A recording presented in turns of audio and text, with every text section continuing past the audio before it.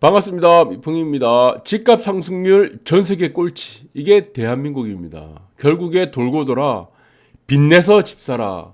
현 정부의 지금 변화된 방침이죠. 결국에는 빚내서 집 사라. 이 말은 여러분들이 많이 들었던 말입니다. 박근혜 정부 때 최경환 그 당시 했던 말이고, 이제 지금 상황이 전 세계에서 집값 상승률로 보면은 꼴찌다 보니까, 그리고 지금 이제 보궐선거도 있죠. 앞으로 대선도 있고. 그래서 이 기존에 가졌던 우리가 집을 가진 자들은 집을 못 팔게 했고, 그리고 집이 없는 사람들은 집을 못 사게 했던 정책들이 이제 조금씩 뭔가가 바뀌기 시작한다는 겁니다. 그래서 이 뭔가가 바뀌기 시작한다는 이 이유 자체가 결국에는 선거용일 가능성이 크다라는 부분들도 조금 생각을 하셔야 될 것 같고, 자, 이 문제에 대해서 조금 자세히 보도록 하겠습니다. 독일에 보니까 올해 20년간 가장 빠른 속도로 지금 집값 상승하는데, 올해만 독일이 8%, 올해가 아니고 최근 2020년도부터일 겁니다, 아마. 그래서 중국의 선전시가 16% 상승이라고 합니다. 이게 지금 여러분들이 지금 보시면은 상승률에 대한 이 체감이 잘 안 나타납니다. 네, 그래서 이 분산과 표준 편차에 따른 이거를 이제 표본을 평균적으로 나타낸 겁니다. 평균적으로. 그래서 집값이 5% 정도 올랐다고 한다 그러면은 어떤 집은 2배, 3배 정도 올랐고요. 또 어떤 집은 멸실이 될 집도 있겠고, 어떤 집은 거의 못 오르거나 하향이 된 집도 있을 겁니다. 그래서 이 평균에 자꾸 함정에 빠지는 분들이 많아요.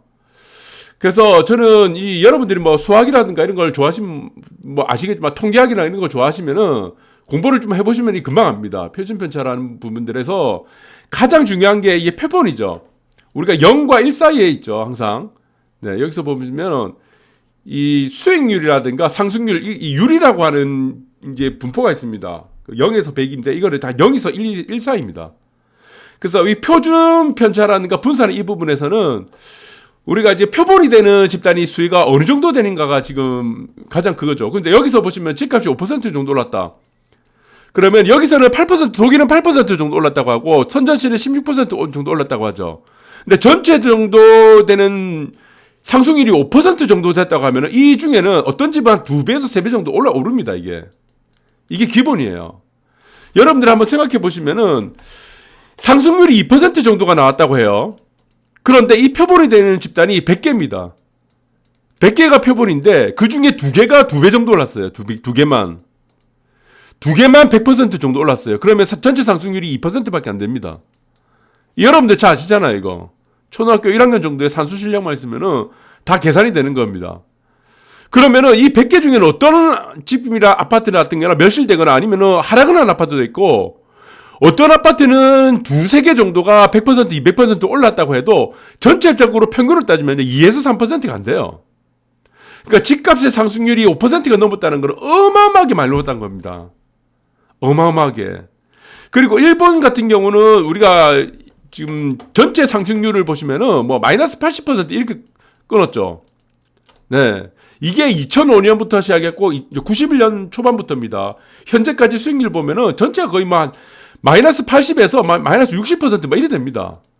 많이 떨어진 곳은 마이너스 90까지, 90에서 99%까지 떨어지고요. 이 말이 뭐냐면은 전체가 다 떨어진 게 아니라는 얘기입니다. 그리고 일본 같은 경우는 91년부터 2005년도까지는 하락하는 구간에서는 관광지를 중심으로 한 상업지는 가격이 별로 많이 안 떨어졌어요. 그래서 외곽이 많이 떨어졌죠. 그리고 2005년부터 2005년, 2006년부터 시작된 우리가 일본 사례를 굉장히 잘 보셔야 되는데, 2005년부터 2006년부터 시작된 게 뭡니까? 일본에서 인구 감소가 본격적으로 나타났습니다. 인구 감소가. 그러면서 이 인구 감소가 나타났던 효과가 어마어마하게 큰 양극화를 만들어냈어요. 이 양극화가 어떻게 만들어졌냐면은 1억이 평당 1억짜리가 어떤 곳은 17억이 됐습니다. 이게 어디냐? 관광지예요. 관광상업지. 관광지와 중심상업지는 1억에서 17억이 됐는데 어떤 곳은 1억이 0원으로 가버렸습니다. 1억 원이 0원으로 가버렸죠. 그래서 일부 구간에서의 우리가 중심이라는 곳들은 아주 한정적이고 관광지라는 곳도 아주 한정적이죠. 그런데 전체적으로 평균을 내보니까 마이너스 80이 된 거예요. 그래서 우리가 지금 마이너스 80%다 수익률이 나왔다 하는 거는 전체 다가 마이너스 80이 아니고 어떤 단지는 마이너스 0원이 된 단지도 있고, 아파트도 있을 거고 어떤 아파트는 17배 올라갔던 아파트도 있다는 얘기입니다. 그 속에서도. 그래서 5% 상승률이 정도 됐다. 그러면은 이게 여기서는 두세 배 오른 아파트가 굉장히 많이 나옵니다. 이게. 전체적이기 때문에. 아시겠죠? 자, 이렇게 보시면 된다. 네. 그리고 일본 같은 경우도 우리는 계속 사례를 들어서 이 통계 자료를 여러분들 일본 같은 사례를 굉장히 유심히 잘 보셔야 돼요. 네. 유심히 잘 보시면은 이제 통계, 이제 인구 감소라든가 이런 부분에 따른 집값 통계 이런 부분을 잡는데 여러분들이 많이 도움 되실 것 같습니다. 그래서 지금 OECD 국가 평균 집값 상승률을 보니까 다 상승률이 플러스입니다. 전부 다 플러스죠. 4.2% 플러스, 3.6% 플러스, 2018년대는 2.3, 2.1. 그러니까 상승률이 낮아진 겁니다. 그리고 19년도부터 2020년 사이에는 5%. 그럼 2020년부터 2021년까지 작년이죠. 그래서 더 올랐죠. 어마어마하게 올랐습니다. 그런데 서울 같은 경우는 우리는 보시면은 목이 갈라지네. 서울 같은 경우는 2010년부터 2012년도, 13년도까지 가격 하락을 했습니다. 그런데 전체 글로벌 시장의 OECD 국가들은요, 2010년부터 계속 빠진 적이 없었어요. 하락한 시점이.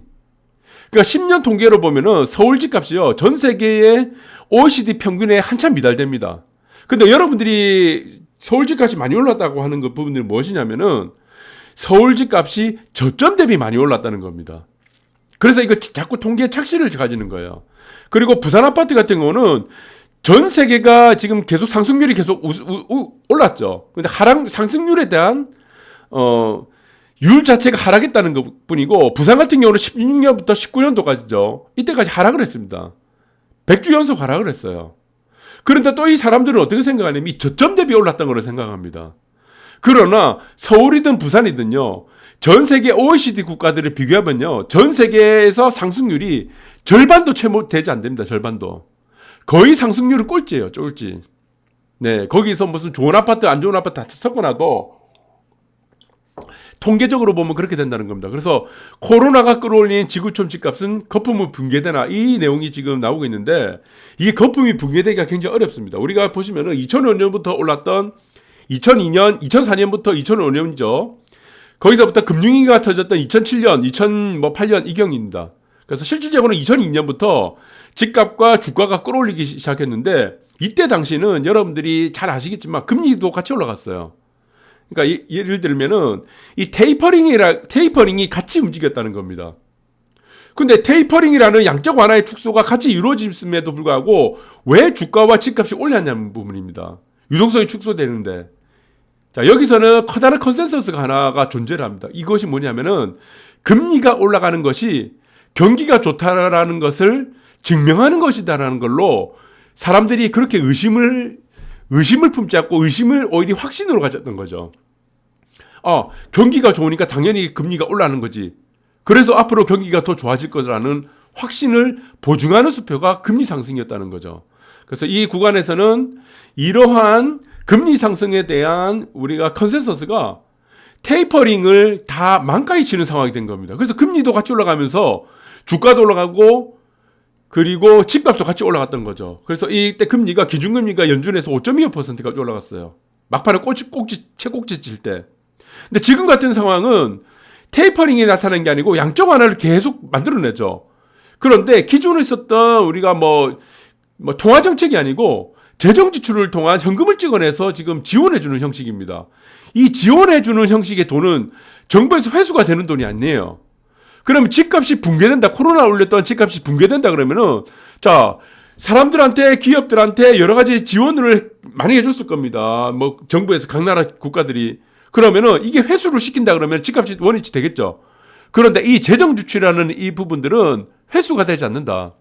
라는 부분입니다. 그래서 저는 이거는 뭐 케인지안적인 어떤 뭐 재정 지출에 대한, 그리고 뭐 여러분들 잘 아시겠지만 뭐 여러 가지 뭐 유동성 함정이라든가, 그리고 뭐 시장 뭐 조작 정책 이런 것들을 통해서 재정 지출을 통한 이런 부분들은 사실적으로는 원래 회기는 어렵다고 보시면 됩니다. 그래서 거품을 초기적으로 초기로 뭐 경고한다는 이 내용이 많지만 저는 이거는 불가능하다고 봅니다. 이전 집값으로 돌아가는다는 거는 사실 어렵다. 그리고 저는 크게 적인 세 가지로 보고 있는 부분들이 이전하고 조금 달라지는 부분들이 있습니다. 코로나가 만들었던 우리가 달라진 부분들을 첫 번째가 뭐냐 그러면은 비대면 사회로 지금 앞당기는 거예요. 비대면 사회. 여기서 가장 중요한 거는 비대면 사회를 앞당겼다.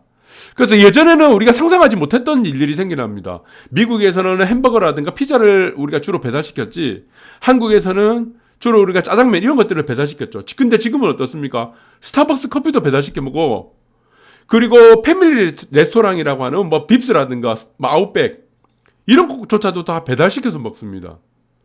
많은 변화들이 생겨났죠. 우리가 기존에는 배달이 되지 않는 부분들이 다 이제 배달 문화가 돼버린 겁니다. 사소한 지금 뭐 반찬부터 시작해서. 그래서 비대면 사회를 코로나가 앞당긴 겁니다. 어차피 비대면 사회가 되는데 앞당겼다. 그리고 두 번째는 뭡니까? 디지털 사회를 앞당겼죠. 디지털.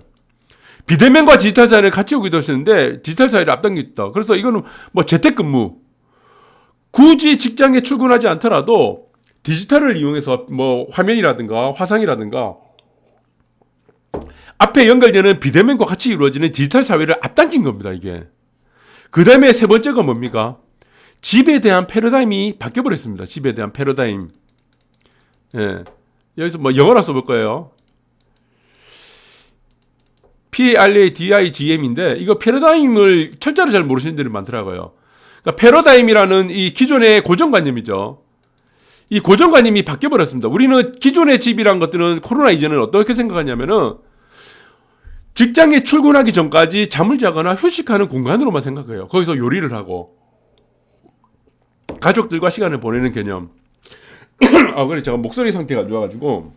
그런데 이 코로나 사태가 이후에는 어떻게 되냐면 집에 대한 패러다임이 어떻게 바뀌었냐면은 집이 작업실이 될 수 있는 거예요.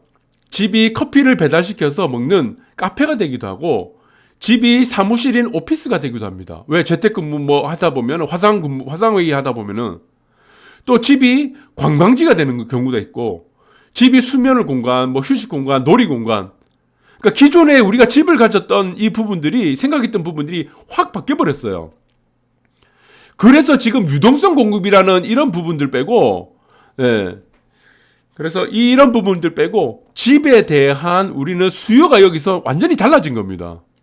집을 보는 수요, 집을 보는 우리가 뷰라는 관점들이 이게 완전히 달라진 겁니다. 예. 이게 완전히 뷰가 달라진 거죠.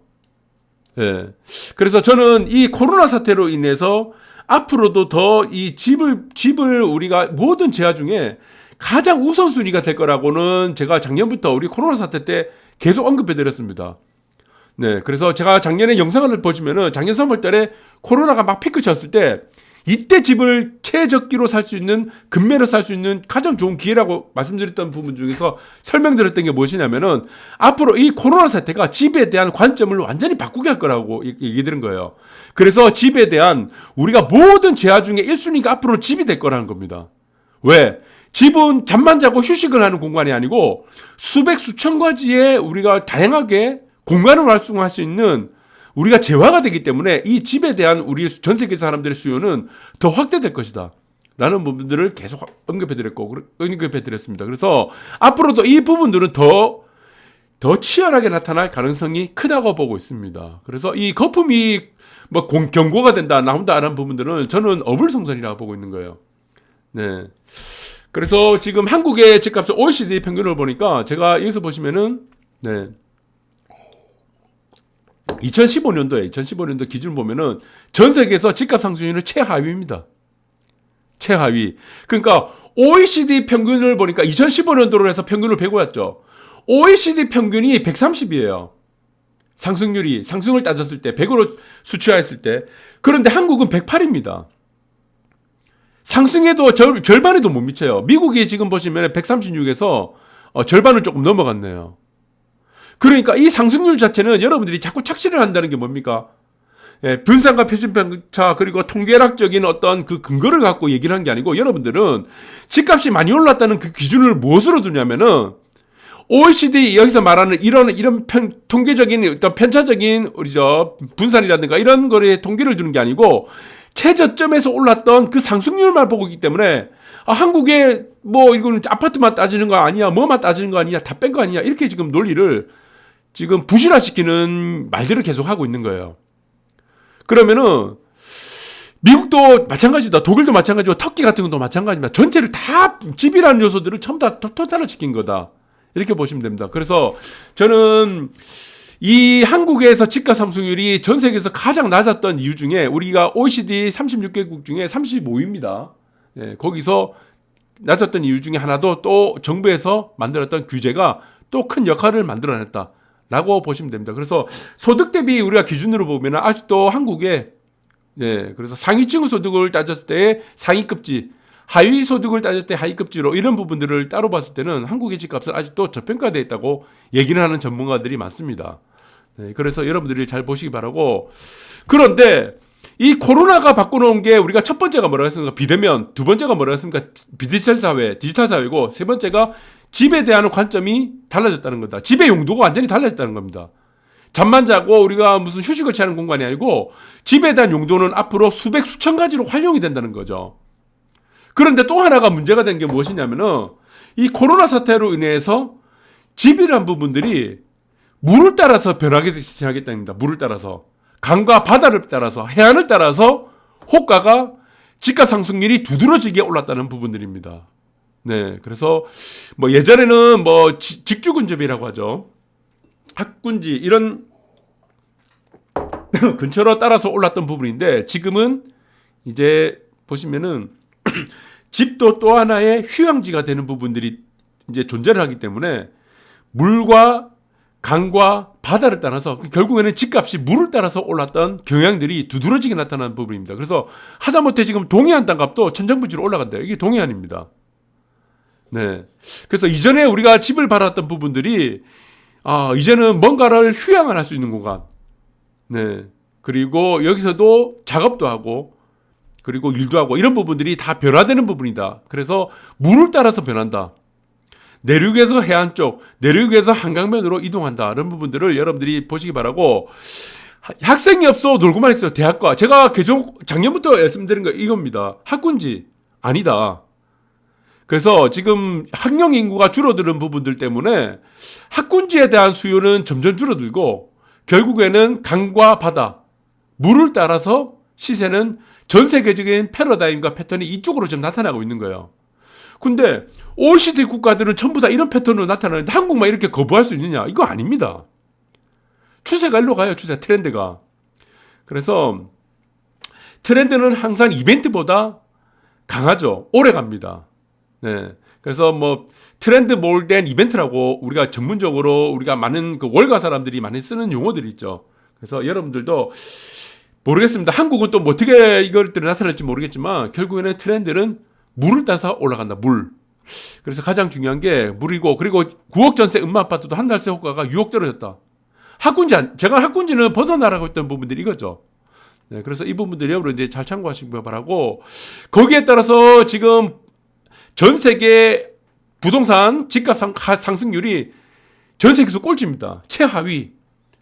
그러다 보니까 이제 발등에 불이 떨어진 거예요. 여기서는 또 더 올려도 되겠네. 그래서 변창금표 도심 고밀개발 시동을 하는데 여기서 가장 중요한 게 영등포입니다. 저는 영등포인데 22.5만 가구, 그래서 2만 5천 가구를 공급한다고 그래요. 공급을 한다고 그러면은 아마 이 주위에 또 땅값도 또 뭐 자극을 받겠죠. 그런데 이게 지금 될지 안 될지는 저는 잘 모르겠습니다.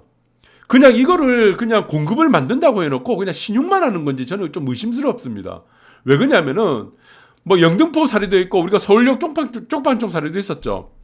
거기서 세입을 통해서 유일하게 수입을 얻는 사람들은 이걸 반대를 합니다. 이 개발을. 그런데 애매한 사람들이 있어요. 여기서는 세만 넣어주고 아니면은 뭐 딴 데 뭐 한두 채 갖고 있거나 이런 사람들은 아마 개발에 동의를 하겠죠. 아니면은 여기서 뭐 따로 사는 사람들은 또 뭐 이제 청산이 될 거고 여기서 애매하게 주거지로 살용돼서 사시는 분들은 아마 동의를 할 겁니다. 왜 그러냐면은 민간이 들어오기 힘들어요. 여기서는 토지 등 소유자가 너무 복잡합니다. 그렇기 때문에 개발을 원하는 사람도 있는데, 근데 여기서 문제가 되는 게 2월 4일 이후로는 현금 청산 대상이란 거죠. 그래서 이제 재개발이 된 이후에도, 그리고 대부분의 우리가 이 개발이 된 이후에 있어서의 개발이익은 또 공공개발로서 환수가 됩니다. 그래서 이거는 토지 등 소유자들이 지금 이거는 굉장히 미주수예요. 저는 미주수라고 보이고, 모르겠습니다. 어떻게 될지. 이게 그냥 쇼인지 아닌지 저도 분간이 잘 안 되더라고요. 그래서 민주당은 결국에는 어떻게 됐습니까? 돌고 돌아 지금 하는 말이 뭡니까? 빚내서 집 사라. 그래서 금융규제 대폭 완화를 해서 50년 만기 모기지 대출 만든다고 그러죠. 이 방식을 만들었던 게 뭡니까? 빚내서 집 사라. 어떻게 빚내서 집 사라 했던 겁니까? 최경환도 마찬가지고, 이명박 정부 때는 뭐 빚내서 집 사라까지는 안 했죠. 그래서 저기 박근혜 때 이런 말을 했었는데, 결국에는 생애 첫 대출이라든가 디임도 대출, 그리고 보금자리론 대출 만들어가지고 뭐 30년 끊어줬죠. 그래서 이 워낙 저리로 만들어 놓은 상품을 만들어다 보니까 이거 빚내서 집을 사는 게 낫다는 거죠. 월세를 사서 한 달에 100만 원 내는 돈은 그 월세는 어떻게 되죠? 매몰 비용입니다. 그런데 월세를 내지 말고 그 당시 뭐 압구정 연대 뭐 30평, 33평입니다. 8억대예요, 8억대. 지금 30억 넘어갔죠. 월세 사는 사람들 그거 뭐하냐? 이거 사라 이거죠. 사가. 빚내서 집 사라. 디딤돌 대출 받고, 예? 보금자리론 하고 생애 첫 대출 받으면 너도 살 수 있네. 왜 월세 100만 원, 200만 원 내가면서 월세를 사느냐? 사람들이 다 거들떠 보지를 하는 거예요. 죄송합니다. 목이 자꾸 쉬어가지고. 네, 그래서 지금도 박근혜 정부보다 저는 이거 근본적으로 다르다고 했는데, 근본적으로 한 두세 배 정도는 더 지금 빚내서 집 사라고 강요하는 것 같습니다. 왜? 50년 만기 모기지는 이거는 또 얘기가 다르거든요. 초기 자금이 거의 많이 안 들어간다는 얘기죠. 그래서 이 부분도 우리는 현 정부가 들어와서 대출 규제를 했던 가장 큰 이유는 집을 가진 자들은 못 팔게 하고 집이 없는 사람들은 못 사게 했던 정책인데, 집이 없는 사람들을 대폭적으로 사게 해주겠다. 이 말은 또 결국적으로 처음으로 돌아오자면 이거죠. 전 세계 집값이 제일 꼴찌예요, 꼴찌. 그럼 여기서 또 한국의 집값 더 올려서 상기 신도시 보상금 더 받을 수 있겠네. 이 생각을 또 짱구로 굴릴 수도 있다는 겁니다. 왜? 상기 신도시에 저는 제일 많이 해먹는 사람이 누구겠습니까? LH 국토부 직원들이에요. 그 잔챙이들이지. 몸통은 어디겠습니까? 그래서 지금 이 생각도 하고 있지 않나라는 생각도 들기도 합니다. 자, 오늘 뭐 여러 가지 뭐 지금 전 세계 꼴찌를 했다는 뭐 기분 나쁜 소식이지만 여러분들이 앞으로 참고를 하시기 바라고 오늘 방송 여기까지 하도록 하겠습니다.